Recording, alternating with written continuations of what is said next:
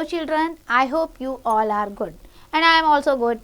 Today we are going to discuss the other topic of geography, that is atmosphere and weather and climate. So atmosphere से relate करके हम weather और climate के बारे में इस chapter में पढ़ेंगे. So let's start the discussion with the weather.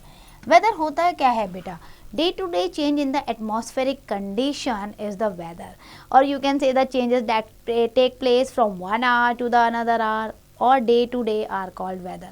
Weather denotes the condition of the atmosphere of a particular place for a short period of time. Let's say आज weather कैसा है? Bright sunny days है भाई, धूप निकली हुई है, और cloudy day है, अम्ब्रेला लेके जाना, चिली मॉर्निंग है, ठंड बहुत है. तो यानी डे टू डे जो हमारा एटमॉस्फेरिक कंडीशन होता है ना, दैट इज वेदर. तो शॉर्ट पीरियड के लिए हो गया ना, एक एक घंटे की खबर हम ले रहे हैं.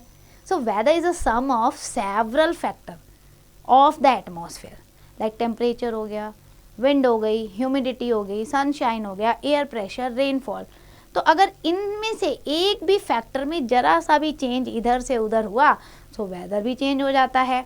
It is cool or cold in the morning, warm or hot in the afternoon, जैसे ही sunlight हमें ज़्यादा मिलने लग जाती है, and once again cool in the evening, sunset हो रहा है. So weather keeps changing from time to time. We can see the weather forecast in the newspaper, television, through the other media also. आता है ना news में daily कि आज का मौसम कैसा रहेगा, वेदर फोरकास्ट पहले ही हो जाती है. और this knowledge help us to decide if a particular activity can be undertaken और नॉट, है ना. अगर हम सोच रहे हैं कि हम बाहर कहीं घूमने जाएं और वेदर फोरकास्ट होगी कि आज तो हैवी रेन है, तो हम घर पे बैठ के चाय पकौड़े कर लो, इजंट इट. तो वेदर फोरकास्ट हमें हेल्प करता है हमारी डे टू डे एक्टिविटी में. वेदर फोरकास्ट होता कैसे है? मीटेरोलॉजी जो है ना बेटा, ये एक साइंटिफिक स्टडी है of Earth's atmosphere and changes that take place in it, especially used in the weather forecast. यानी meteorology वो साइंस है जो हमें weather forecast में हेल्प करती है. There are many factors which determine weather of a place, such as हमें देखना पड़ता है टेम्परेचर उस प्लेस का, फिर हम डिस्कस करते हैं wind, humidity, sunshine, air pressure, rainfall. इन सभी फैक्टर्स को प्रॉपर एनालाइज किया जाता है, तब मीटेरोलॉजी जो है ये डिपार्टमेंट, ये साइंस वेदर फोरकास्ट करवाती है. When there is a change in any of them, weather changes, a meteorologist जो कि मीटेरोलॉजी पढ़ रही हैं, स्टडी कर रही है, वो साइंटिस्ट जो है वो मीटेरोलॉजिस्ट हैं. They keep track of any change that take place in any of these factors and on the basis of his or her study forecast weather. These factors are so varied that it becomes quite very difficult for meteorologists also to forecast the weather. This is the reason that weather forecast often go wrong also. हमेशा सही नहीं होती है, कई बार गलत भी हो जाती है, but of course वो study करते रहते हैं एक एक फैक्टर को, और most of the time वो सही भी हो सकती है. क्लाइमेट की बात करते हैं बेटा. सो क्लाइमेट जो है ये लॉन्ग टर्म प्रोसेस है. क्या होता है ना, कोई इम्पॉर्टेंट इवेंट हमें करना है तो हम क्या ध्यान में रखते हैं? क्लाइमेट. गर्मी का मौसम है, ये वाला काम नहीं कर सकते, है ना. या गवर्नमेंट क्या सोचती है, बारिश के दिनों में बिल्कुल इलेक्शन नहीं रखवाना है हमने. तो इस तरीके से कोई इम्पॉर्टेंट इवेंट होता है तो हम क्लाइमेट को देखते हैं. क्लाइमेट होता क्या है? Average condition of weather. Weather में हम क्या करते हैं? Hour to hour, day to day condition देखते हैं एटमॉस्फेयर की, लेकिन क्लाइमेट में हम लॉन्ग टर्म प्रोसेस देखते हैं. Let's say for 30 to 35 years का जो वेदर कंडीशन है उसको एनालाइज किया जाता है किसी पर्टिकुलर प्लेस के लिए. यानी वेदर में आप एक घंटे का, एक दिन का देख रहे हो, लेकिन क्लाइमेट में आप बहुत सारे सालों का एवरेज वेदर चेक करके देन यू डिसाइड कि इस कंट्री का क्लाइमेट ऐसा है, उस कंट्री का क्लाइमेट ऐसा है.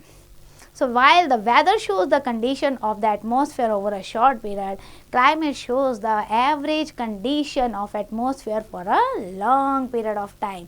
So you can say the month, season or year. Climate is average condition of all factors of weather.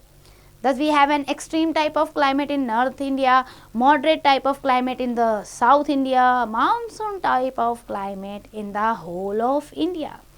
Though we have different types of weather condition in different parts of our country which keeps changing hour to hour, day to day. तो हमेशा आपको एक simple phenomena याद रखना है, weather जो है वो शॉर्ट पीरियड है लेकिन क्लाइमेट लॉन्ग पीरियड के लिए है.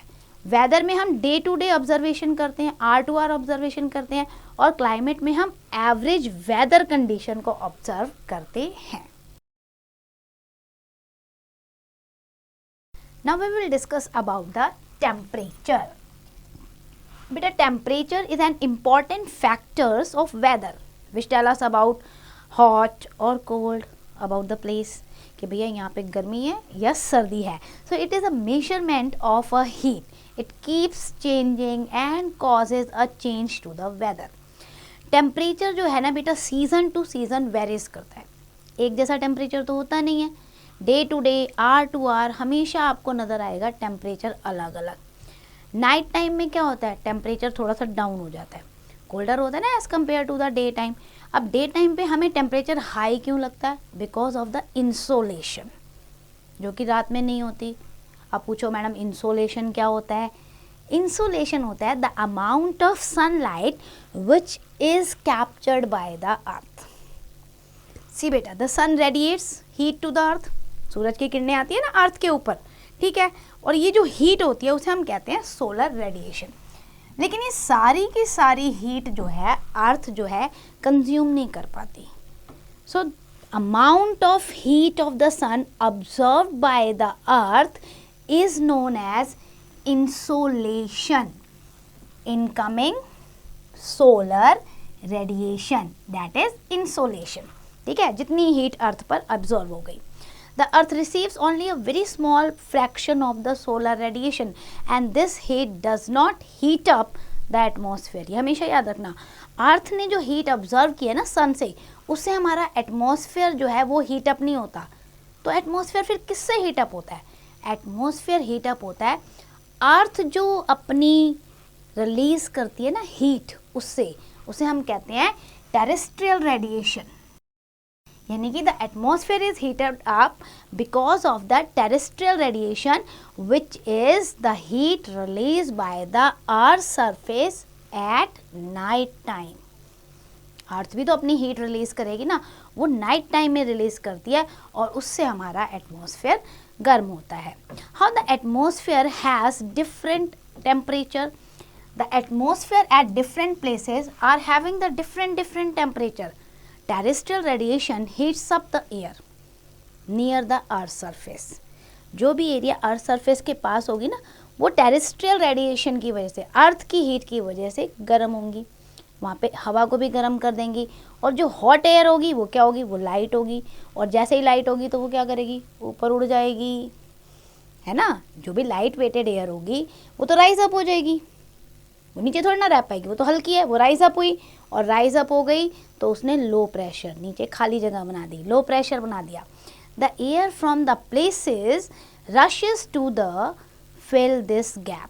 अब होगा क्या भाई, ये यहाँ पे टेरेस्ट्रियल हीट आई, जो हवा थी वो उड़ गई, नीचे क्या आ गया, ये बीच में लो प्रेशर आ गया.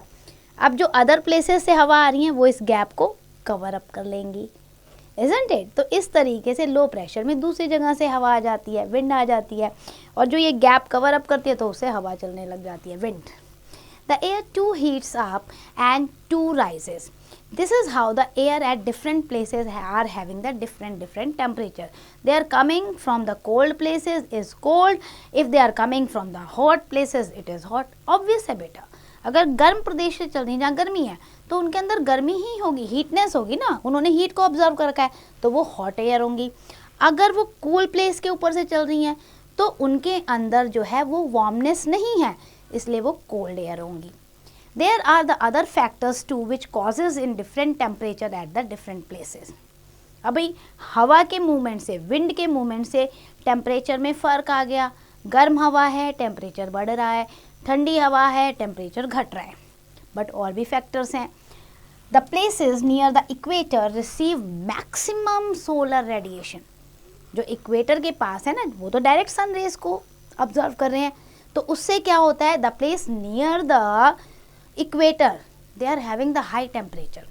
But if you are moving to the polar region, they are receiving very little amount of the solar radiation, and because of that they are having the less temperature. And the earth is round, आपको पता है, और rotate होती रहती है, इसलिए हर तरीके का जो है सोलर रेडिएशन पहुंचता है. Solar radiation does not heat up the atmosphere rather than it is heated by the terrestrial radiation. ये हमेशा ध्यान रखना है. So the air near the earth's surface is hotter than the higher scale. आप high altitude पे जाओगे, वहाँ जो आपको एयर मिलेगी वो हॉटर नहीं होगी, ये भी आपको समझना है. Then land covered with water और trees will receive less of the solar radiation, है ना. जहाँ पे पानी ज़्यादा है या बहुत ज़्यादा पेड़ है तो सोलर रेडिएशन कम आएगी. अब कम आएगी तो क्या होगा, टेम्परेचर लोअर डाउन होगा. Then sea breezes which blow from और टू द सी और लैंड, इससे भी फर्क पड़ता है.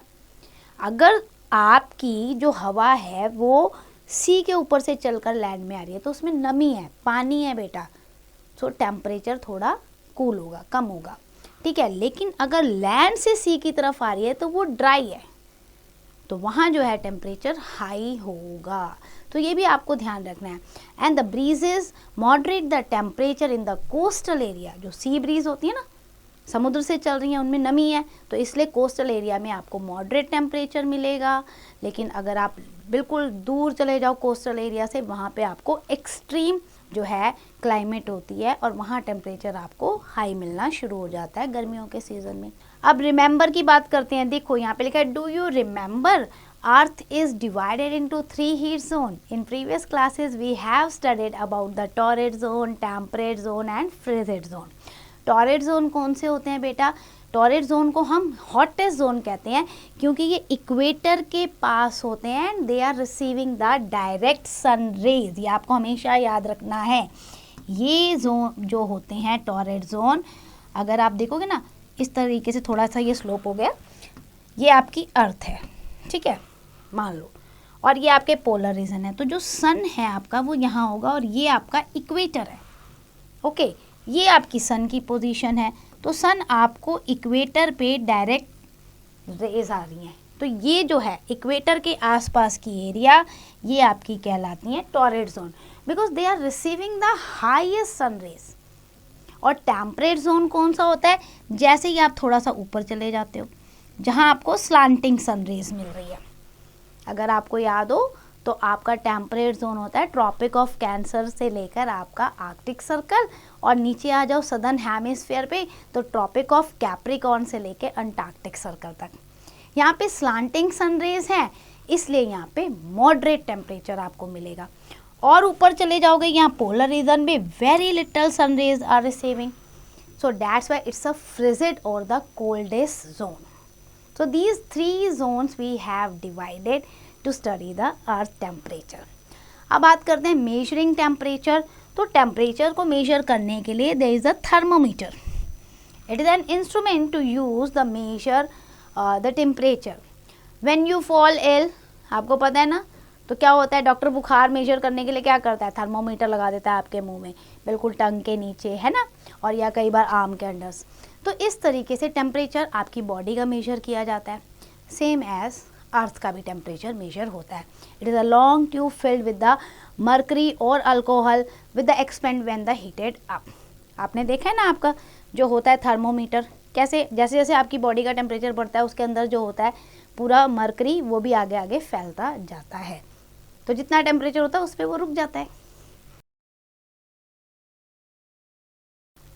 So now the 2 scales to measure the temperature are the Fahrenheit scale and the Celsius scale. The Fahrenheit scale was invented by Daniel Fahrenheit, इसलिए हम उन्हें Fahrenheit कहते हैं. ये 1710 में इन्वेंट हुआ था बेटा. And while the Celsius scale was invented by Andreas Celsius in 1742. So we can convert the Fahrenheit reading into a Celsius reading or vice versa using the following formula. आप पहले ये देख लो, 2 आपको फिगर दी हुई है ना, ये आपको दिया हुआ है. ये डिजिटल आजकल थर्मोमीटर आ गया, आसानी से बच्चे भी पढ़ लेते हैं कि हाँ इतने डिग्री टेम्परेचर हमारा है. So here the formula has been given to you to convert into the Fahrenheit और the Celsius. If you are doing C/5, so it means it is equal to the F 32 divided by 9. सो इस तरीके से आप convert कर सकते हो। अब अगर आप टेम्परेचर को देखते हो तो फ्रीजिंग पॉइंट ऑफ वाटर, पानी कब जम जाता है, तो अगर सेल्सियस स्केल पे देखोगे तो आप कहोगे 0 डिग्री सेल्सियस है तो वाटर फ्रीज हो गया, और फ़ारेनहाइट पे देखोगे तो 32 डिग्री फ़ारेनहाइट है, तब जाके वाटर आपका फ्रीज होगा। और बॉइलिंग पॉइंट अगर आप देखते हो 212 डिग्री फ़ारेनहाइट है तो आपका पानी बॉयल होना स्टार्ट हो जाएगा। और सेल्सियस स्केल पे हम कहते हैं 100 डिग्री सेल्सियस है, चलो भाई पानी अब उबलना शुरू हो जाएगा। So that's and for the chapter. Let's do the quick revision.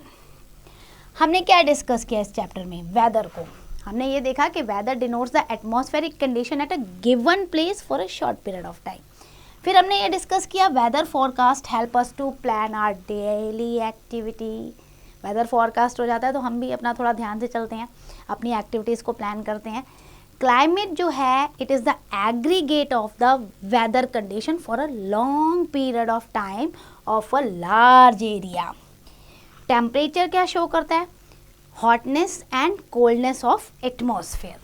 Then we have discuss insolation. Insolation मतलब absorbing of sun heat by the earth.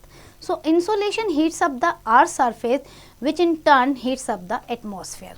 Then the atmosphere has different temperature owing to the different factors. Then we have discussed there are the 3 heat zone of the earth: torrid zone, temperate zone and the frigid zone. After that, at last we have discussed that temperature is measured using the instrument that is called thermometer on either of the Fahrenheit scale, or we can measure at the Celsius scale also. So that's end for the chapter. I hope you understand each and every concept. Please do the exercise carefully.